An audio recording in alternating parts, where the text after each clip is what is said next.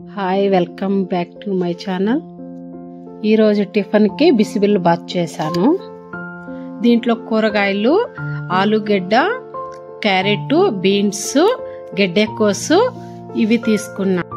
Green peas ఫ్రీజర్లో ఉండేది తీసుకున్నాను నేను. బఠానీ నీళ్ళల్లోకి వేసుకొని ఒక 2 minutes అయిన తర్వాత మళ్ళీ కుక్కర్లోకి వేసుకున్నాను.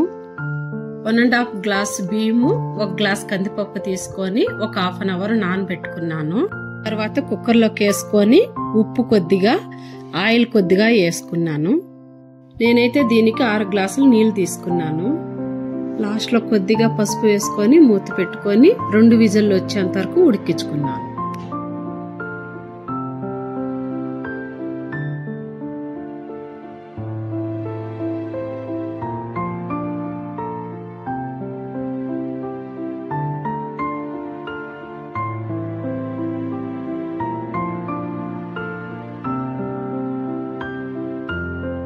పెనం పెట్టుకొని ఆయిల్ కొద్దిగా వేసుకొని సాసవులు వేసి ఎర్రగడ్డలు వేసి కొద్దిసేపు వేగిన తర్వాత 4 మిరపకాయలు వేసుకొని బాగా వేయించుకున్నాను.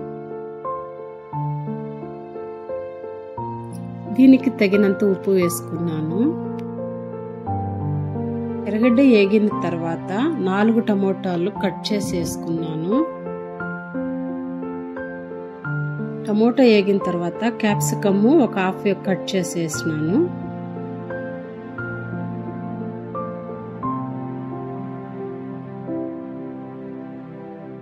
అంతా వేగిన తర్వాత బిసిబిల్లు బాత్ పొడి కొద్దిగా వేసుకొని వేయించుకున్నాను.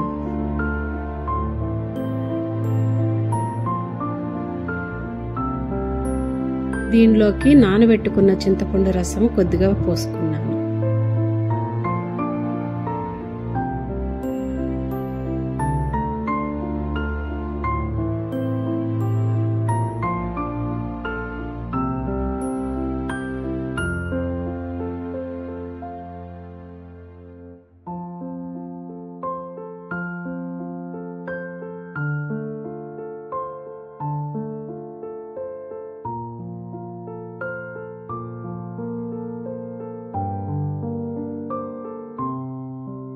కొద్దిసేపు ఉడికిన తర్వాత కూరగాయలు, అన్నము అంతా దాంట్లోకి వేసి మిక్స్ చేసుకున్నాను.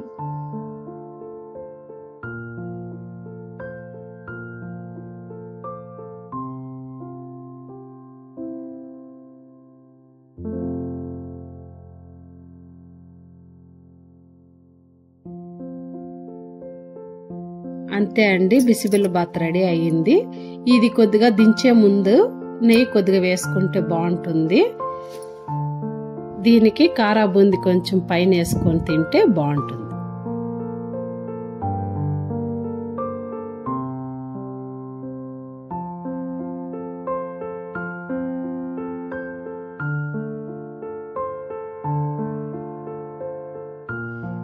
సాయంత్రం వాన పడుతుందని చెప్పి పకోడా చేసినాను.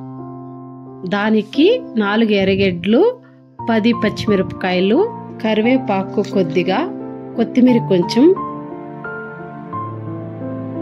ఉప్పు కొంచెం, సోడా కొంచెం వేసి కొద్దిసేపు కలుపుకున్న తర్వాత శనగపిండి జల్లెడ పట్టుకొని మిక్స్ చేసిన తర్వాత కొంచెం నీళ్లు కొద్ది కొద్దిగా పోసి కలుపుకోవాలి.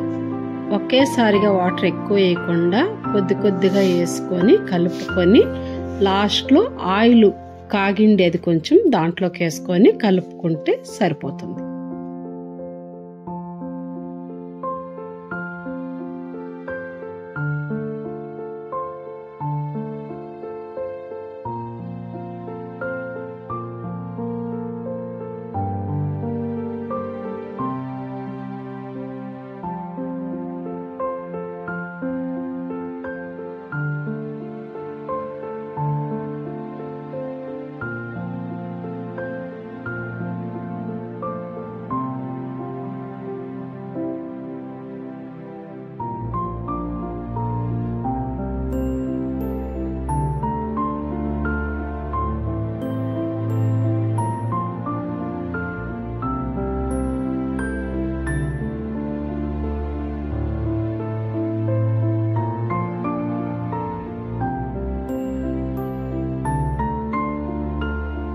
అంతే అండి, pakoda ready. Thank you. Like and subscribe.